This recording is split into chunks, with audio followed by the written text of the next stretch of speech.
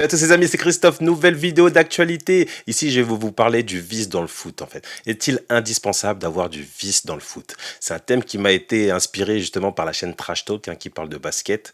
Et donc, ils avaient fait le vice dans le basket. Et ben moi, je vais essayer de faire la même chose mais dans le foot. À savoir, est-il vraiment indispensable d'avoir du vice pour gagner un match ou gagner un titre ou une compétition internationale? Ben, on va essayer d'y répondre dans cette vidéo. Alors déjà, de quel vice on parle, hein? Parce que le vice, ça s'apparente un petit peu à la triche. En fait, c'est vraiment jouer sur la ligne, quoi. Vraiment, n'être pas forcément dans l'illégalité totale, quoique. Mais en tout cas, voilà. Est-ce que c'est vraiment indispensable d'avoir une part de vice pour gagner un match ou une compétition? Bon, déjà, de quel vice on parle? Parce qu'il y a la vice, il y a le vice qui s'apparente à la triche, hein. Comme par exemple, vous avez la corruption avec Bernard Tapie, donc qui était tombé justement pour corruption. Vous en aviez aussi pour des matchs truqués justement en Italie où le championnat avait été carrément arrêté pour des matchs truqués à gogo. Mais vous en avez toujours aujourd'hui, hein. Si vous reprenez justement la chaîne de Romain Molina, hein, je vous mettrai les liens en description, où vous avez justement carrément des systèmes de matchs truqués, vraiment, c'est de la folie, quoi. Donc vous avez ce type de vice-là. Donc là, c'est vraiment le vice très très très haut niveau. Ensuite, vous avez le vice, bah, après, c'est pas vraiment du vice, mais c'est en gros jouer un petit peu sur l'intimidation. Donc vous avez l'intimidation. Donc à l'époque, c'était par exemple, je sais pas moi, les joueurs quand ils étaient dans le couloir, vous aviez des trucs genre des intimidations, des insultes, avant même que le match commence, quoi. Vous aviez aussi justement, bah, ça c'est de plus en plus courant justement dans le foot, où vous avez justement des présidents qui viennent comptabiliser justement toutes les erreurs qu'un arbitre a pu faire contre leur club, pour en gros dire que voilà, cet arbitre-là, il est contre nous, donc du coup, on va cibler tous les cas justement litigieux qu'on a eu contre nous pour éviter d'avoir cet arbitre qui nous a, bah, qui arbitre justement lors de notre match. Donc ça va très très loin, tu vois. Donc ça, c'est vraiment le vice. Bon, il y en a d'autres, hein, mais en tout cas, c'est le vice avant même que le match commence. Après, si on s'intéresse justement au vice, donc sur le rectangle vert, hein, ce qui se passe sur le terrain, donc là, vous en avez des vertes et des pas mûres, hein. Vous avez justement des trucs même qu'on voit qui sont tellement, comment dire, tellement habituels qu'on oublie que c'est quand même un truc de fou, quoi. Vous avez l'histoire justement de la balle qui sort en touche, où vous avez tous les joueurs, tous les joueurs, même des fois c'est le staff, etc., qui lèvent la main. Alors que des fois, le joueur, il sait que c'est lui qui l'a mis en touche, quoi. Mais on lève la main comme ça pour justement faire en sorte de troubler l'arbitre. Et des fois, il se trompe et il prend la décision inverse. Et donc ça, c'est devenu maintenant monnaie courante, hein. Vous le voyez dans tous les matchs, à toutes les actions. Vous avez justement ces fautes qui sont un petit peu, on va dire, des fautes tactiques, en tout cas qui cassent le jeu ou qui empêchent justement. Par exemple, vous avez le défenseur, voilà, qui voit son attaquant bon, partir au but, il voit qu'il n'est pas à distance justement de jeu pour pouvoir l'arrêter. Du coup, soit il la grippe, soit il le fauche, etc. Et donc il va prendre carton, mais en tout cas il va arrêter le joueur, il va l'empêcher d'aller au but. Donc ça, on peut dire que c'est un petit peu du vice, mais en gros, c'est voilà, c'est sanctionné, donc du coup, je peux le faire, quoi, mais c'est un peu du vice, quoi. Et vous avez même des fois, c'est que le joueur fait une grosse faute, et qu'il lève les mains comme s'il il avait jamais touché le joueur, alors que des fois il lui a mis un tampon, un attentat, mais il lève les mains au ciel en mode mais j'ai rien fait du tout, etc. Tu vois. Donc vous avez vraiment ce truc de vice pour justement essayer de tromper l'arbitre. Vous aviez un autre truc aussi qui était très très connu donc dans les années 80-90, mais même justement il y a des défenseurs justement qui en parlent, c'est que vous avez ce truc, c'est que la première action justement où vous voyez votre attaquant toucher le ballon, vous lui mettez un espèce d'énorme tampon. Mais comme c'est souvent la première faute à la première minute du match, c'est très rare que l'arbitre sanctionne d'un carton jaune ou d'un carton rouge. Donc du coup, vous êtes doublement gagnant parce que d'une part, vous avez matraqué votre attaquant adverse. Du coup, vous l'avez intimidé, ce qui fait que le coup d'après, il sera plus réticent de toucher le ballon, plus réticent pardon de toucher le ballon. Et donc du coup, vous avez doublement gagné. C'est qu'en gros, voilà, vous allez passer justement souvent un match un peu plus tranquille. Sauf si vous avez un arbitre, c'est déjà arrivé justement, je vais vous mettre le lien en commentaire. Vous aviez Joël Quigno, c'était en Coupe du Monde, alors je sais plus si c'était 82 ou 86. Vous aviez justement l'arbitre français Joël Quigno qui, dès la première seconde du match, hein, engagement, paf, il y a une grosse faute justement d'un joueur, et il met carton rouge, donc je crois que c'est au bout de 9 ou 10 secondes, quoi, c'est un truc de fou, je vous mettrai le lien en commentaire, mais c'est très très rare, tu vois, que ça arrive. Donc voilà, vous avez ce truc-là, donc l'intimidation par la faute. Vous avez quoi encore? Vous en avez tellement, hein. Vous avez justement bah, les simulations. Les simulations. D'ailleurs, c'est de plus en plus sanctionné justement les simulations par l'arbitre, hein. Souvent, même l'arbitre peut mettre un carton jaune à un attaquant qui simule, hein. Quand c'est vraiment trop visible, trop grossier, il peut sanctionner d'un carton jaune. Mais vous avez la simulation, donc, qui est aussi pareil, devenue monnaie courante, hein. On simule une faute. Vous avez quoi d'autre? Vous avez bah, les tirages de maillot sur coup de pied arrêté. Donc ça, des fois même, quand un arbitre siffle un penalty justement sur un tirage de maillot, sur un corner ou un coup de pied arrêté, bah, on est tous surpris parce que en fait, des tirages, c'est tellement, il y en a tellement en fait qu'on est surpris quand l'arbitre siffle vraiment quoi. Et ça, c'est devenu pareil, hein, c'est habituel. C'est des trucs, voilà, le vice, ben, ouais, on ceinture, on tire, on bouscule, que ce soit le gardien, etc. Tout le monde bouscule tout le monde. Et donc, voilà, c'est devenu normal. Il y a la simulation aussi d'une blessure.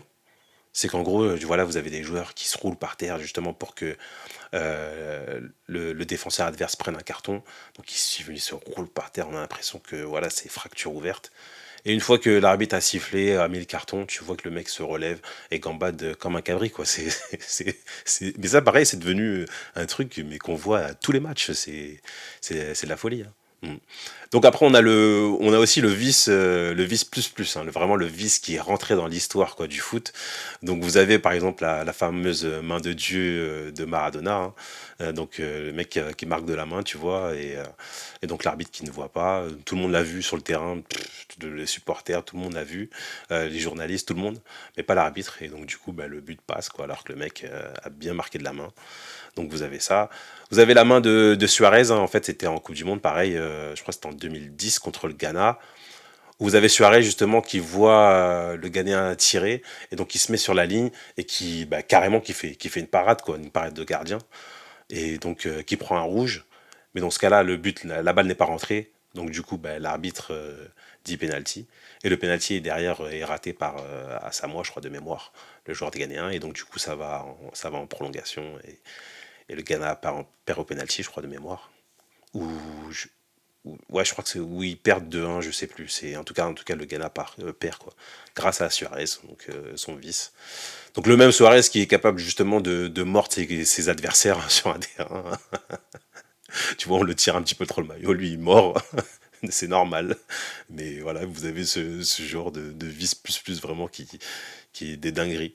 Vous avez encore, bon alors là, c'est un autre niveau, c'était dans les années 80 ou 70, je sais plus. Vous avez Carlos Bilardo, hein, qui était un ancien sélectionneur argentin, qui carrément avait son aiguille pendant le match. Donc vraiment une aiguille, hein, vraiment une aiguille, voilà, pour tricoter, hein, ou je sais pas moi, ouais, pour rafistoler les trous que vous aviez dans vos chaussettes. Mais il avait carrément une aiguille pendant le match et il piquait justement ses adversaires pendant les corners. Non, mais je vous dis, cette histoire, elle est véridique, hein. C'est vraiment, il avait une aiguille pour piquer. D'ailleurs, il y a même un autre joueur, je crois que c'est un autre joueur argentin qui a fait la même chose dans le championnat argentin. Enfin, je vais essayer de retrouver la source. Mais voilà, c'est une dinguerie, quoi. Le gars pense à avoir une aiguille sur un terrain et pique ses adversaires. Non, mais voilà jusqu'où le vice peut aller, quoi. Non, mais vous avez. Et carrément, après, il y avait une autre histoire qu'apparemment, ce même Bilardo, il mettait justement des somnifères dans les bouteilles des joueurs adverses. Comme ça, quand il buvait, bah, du coup, voilà, il était un petit peu sonné pendant le match. Non, mais faut voir le vice où ça peut aller, hein. C'est de la dinguerie. Et en plus, bon, après, je parle pas des contrats. Donc vraiment, vous aviez des contrats. Bah, justement, ce même Bilardo, ça c'était en Coupe du Monde 90. C'était en finale de Coupe du Monde, justement, où tu avais l'Argentine face à la RFA à l'époque. Où tu vois, bah, il fait rentrer un joueur qui s'appelait Monzon à l'époque. Et tu vois que le mec, il rentre à la 66e. Et de la 66e jusqu'à la 75e ou 80e, tu vois que le mec, il est sur un joueur, c'était sur Klinsmann à l'époque. Et tu le vois qu'en fait, il est là, il est rentré pour le matraquer, quoi. C'est faute sur faute, il le piétine. Et finalement, il est expulsé parce qu'à un moment, il y a un tacle avec les deux pieds décollés où là, vraiment, tu te dis, mais c'est pas du foot, quoi. Et donc il prend carton rouge, mais tu vois que le mec est rentré pour une mission, c'est en gros dézinguer l'attaquant adverse qui faisait un peu trop de bruit. Et non, il est rentré pour le dézinguer, tu vois. Et ça, c'est des choses vraiment vérifiables, hein. Je vous mettrai les liens en description, c'est vérifiable. C'est voilà, jusqu'au le vice, vraiment le vice plus qui y allait. Et c'est vraiment monnaie courante. C'est qu'en gros, il y a eu plusieurs cas justement de joueurs, par exemple, qu'on savait blessés, où genre, bah, on disait, bah vas-y, le joueur, tu sais qu'il est blessé à cette cheville, donc essaye de toucher cette cheville pour le dézinguer, quoi. Donc c'est voilà où le vice plus peut aller, hein. Donc vraiment, il y en a eu des choses, hein. Donc est-ce que c'est obligatoire justement pour gagner? Bon, évidemment que non. Évidemment que justement le mieux pour gagner un match, c'est d'avoir des joueurs supérieurs, de jouer mieux que l'adversaire, avoir des tactiques justement plus poussées justement pour pouvoir gagner. Évidemment que ça c'est prioritaire au vice. Mais comme le football moderne justement est devenu justement plus homogène, hein, parce que tout le monde se tire vers le haut et donc du coup tout le monde a un niveau à peu près égal. Bah, du coup pour faire la différence, c'est soit avec un joueur plus talentueux quand vous l'avez, mais si vous l'avez pas, du coup une tactique plus élaborée. Mais quand vous l'avez pas, forcément il faut justement des petites différences, des petits détails. Et souvent le petit détail, c'est le vice, hein. C'est je fais faute, j'intimide l'arbitre, je parle à l'arbitre, je gagne du temps, etc. Et ça, c'est des trucs qui sont rentrés maintenant dans le commun des mortels, et c'est que maintenant, vous le voyez dans tous les matchs, peu importe où vous soyez sur la planète, les gens jouent à peu près pareil. Même si il y a quand même des subtilités culturelles, comme je vous ai dit, l'Argentine est plus propice justement à avoir un peu plus de vices que la moyenne. D'ailleurs, vous l'avez vu à la dernière Coupe du Monde, hein. Voilà, et d'autres justement d'autres nations. Bon, même si voilà, c'est pas trop à la mode de parler de culture parce que tout de suite, qui dit culture dit subtilité raciale ou je sais pas quoi. Mais sauf que c'est vérifiable, hein. Vous avez justement l'Angleterre qui est un peu plus le pays dit du fair play, et donc du coup, voilà, où le vice est moins bien vu. Vous avez aussi les nations asiatiques, hein, que ce soit Japon ou Chine ou Corée, où vous avez un peu moins de vice justement, où vous avez moins de brutalité, moins d'insultes, etc. Donc c'est un peu moins bien vu parce que dans ces cultures-là, hein, c'est vérifiable, hein. Et donc, du coup, un peu moins propice au vice. Et du coup, voilà, certaines équipes utilisent le vice à bon escient, on va dire. Et donc, peuvent faire la différence sur certains matchs.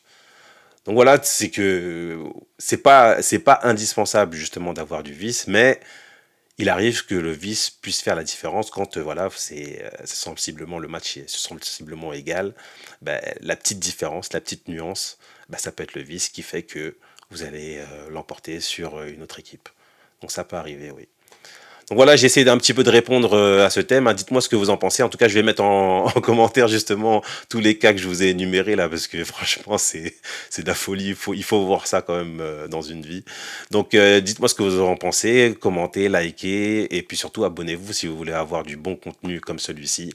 Et je vous dis à la prochaine, les amis.